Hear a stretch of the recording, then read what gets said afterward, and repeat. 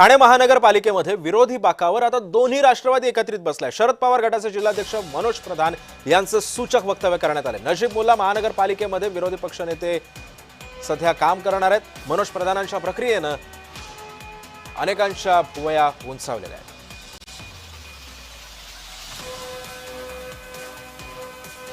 दोन्ही राष्ट्रवादी एकत्र येणं हे एक भाग, पण दोन्ही राष्ट्रवादी ऑपोजिशन मध्ये बसलेली आहे। जर कुठे भ्रष्टाचार झाला, काही मुद्द्यांवर दोन्ही राष्ट्रवादी एकत्र काम तर नक्कीच करू शकेल। आणि जर पुढे मागे दोन्ही पक्ष एकत्र झाले तर मला वाटतं की नजीब अतिशय चांगला नगरसेवक आहे, त्याचा विचार पक्ष नक्कीच करेल।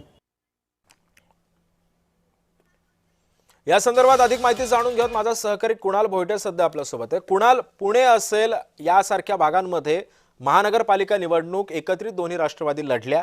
आता ठाण्यामध्ये जरा वेगळं चित्र होतं। ठाण्यामध्ये लढल्या नव्हत्या दोन्ही राष्ट्रवादी एकत्र, मात्र आता विरोधी पक्ष पदाच्या बाकावरती दोन राष्ट्रवादी एकत्रित दिसतात। काय माहिती आहे?